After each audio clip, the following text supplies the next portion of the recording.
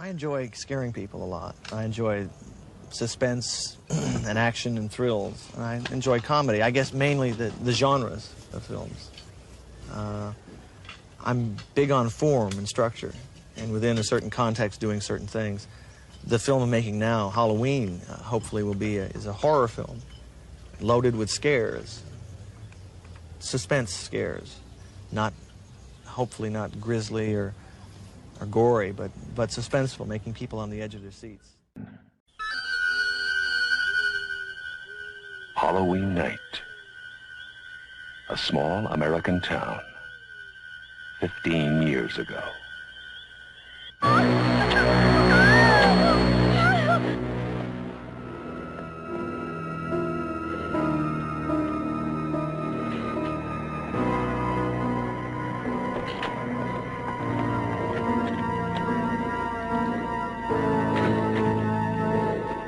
Michael? Halloween. So my house is here. Which one should we go to? They're all spooky. I'm gonna pick that one over on across the street. Yeah, deal. Oh, what the? Hey, sorry about that. Sorry.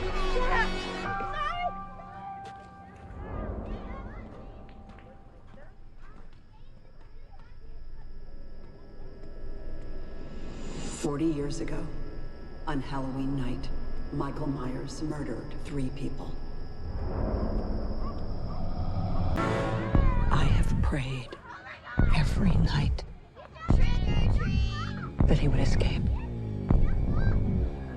What the hell did you do that for?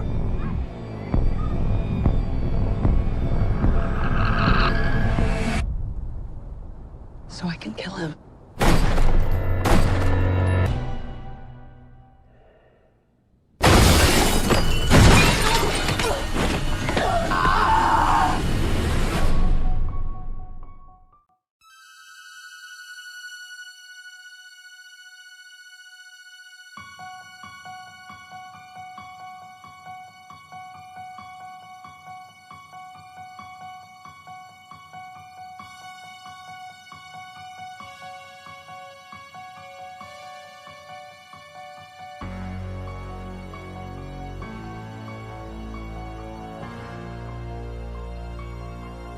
You boys!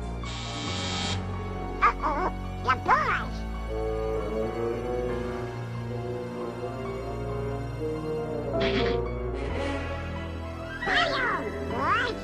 Trick or treat!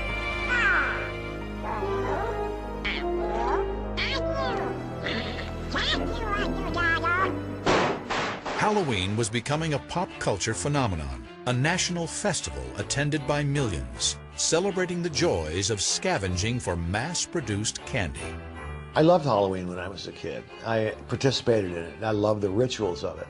I loved the pranks of it. I loved the mischief of it. I loved going to houses and dressing up and getting candy, and then there were parties. I mean, it was just fantastic. Then in 1966, Halloween found a home where all pop culture ultimately goes: TV. Television and America's most popular comic strip had given Halloween its unofficial seal of approval. The holiday had never in its entire history been so mainstream. But Halloween-themed cartoons aimed at kids were one thing. A movie for adults with Halloween as its theme was another. Nobody had ever tried it before. That is, until director John Carpenter took a stab at it in 1978 with the classic Halloween. The idea for calling my film Halloween came from the distributor. And when he said it, I thought, you know, he's right, absolutely right. There's never been really a Halloween-themed film. It's one of those eye-openers. Wow, why didn't I think of that years ago? What a great idea. Carpenter's $325,000 film would spawn a franchise grossing more than $500 million. It broke new ground, elevating the horror film from B-movie status to respected genre. And completely by accident, the film would also redefine our attitudes about Halloween masks. It started when the wardrobe budget forced the crew to create a mask for the villain, Michael Myers, for next to nothing. The production designer ran up to Burt Wheeler's magic shop on Hollywood Boulevard and bought this Captain Kirk from Star Trek mask, which didn't look anything like William Shatner, just looked this strange face, elongated face. But it was spray painted and fixed up a little bit. It was distorted, which is perfect. It's kind of written that way in the script, as wearing a face. The bargain basement mask and the villain behind it soon became another Halloween icon. Michael Myers still, even though the original movie came out in 1978, it still remains one of the most popular Halloween characters of all time.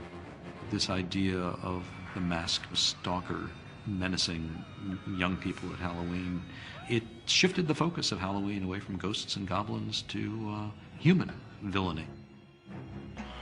But this nondescript mask did much more than that. It helped to redefine the limits of what a Halloween mask could be.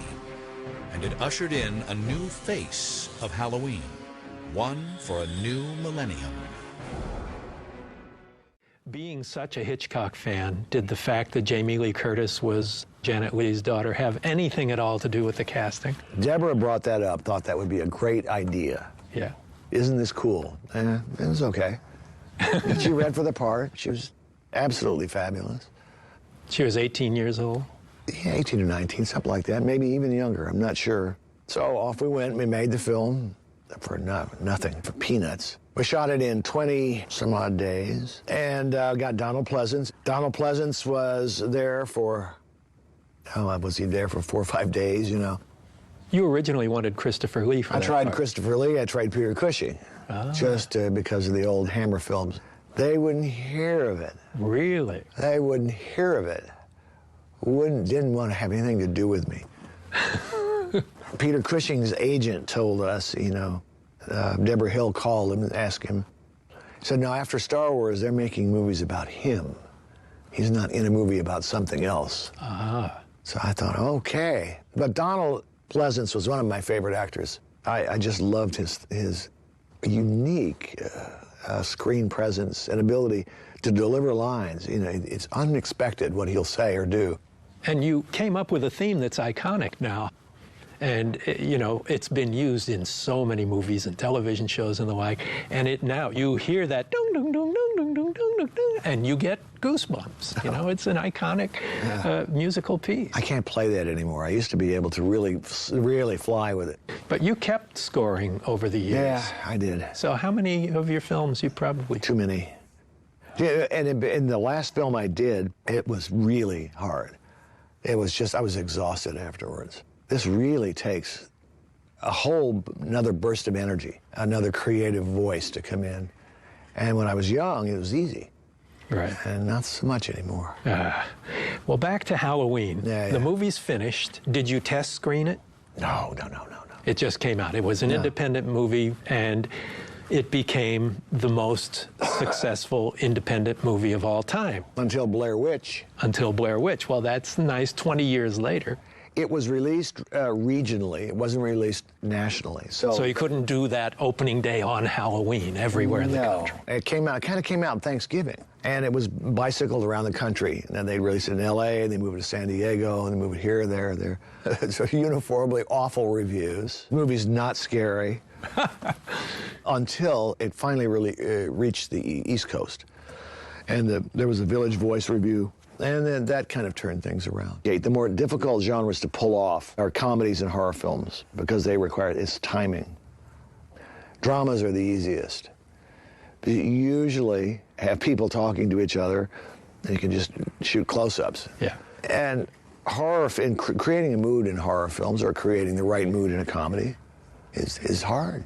It's hard to do. You need a feeling for it.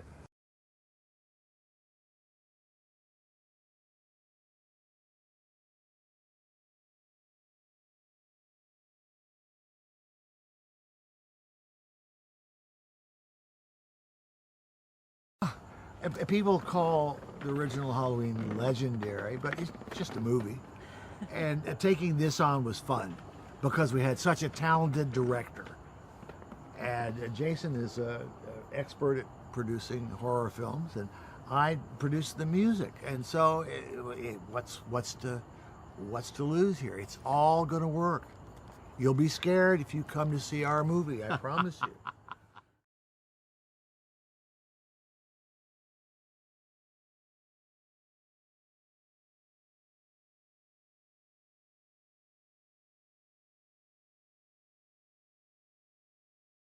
Everybody talks a lot about the idea of censorship, the barrier also, or the border between what happens in films and what happens in reality. Do violent films inspire violence in society? What's your view on that? This is an ancient battle that has been going on since the Greeks were putting on plays and had to rewrite them because they were either too sexy, too violent, or too political. And it's come all the way down through history, and you'll hear it again and again and again. And when we're all older, and I'm gone, you'll hear the same story again about a new generation. And real life causes real life murders. Movies do not cause anything. Now, there are people who are out there that are nuts, and they're tweaked, and they may sit down in a film and see something and go out and commit a crime. They also may walk into a McDonald's and have a French fry and go out and commit a crime. What do you think, then, the popularity or attitude towards horror movies could be in the coming few years? Is that something that worries you? I only worry that we all seem to rush to give up all our freedoms for order. In other words, we're very frightened about the world and with the way it's changing. So what's the first thing you do? Censor movies, because I'm scared. And really, it's the world out there that's frightening. It's not the movies.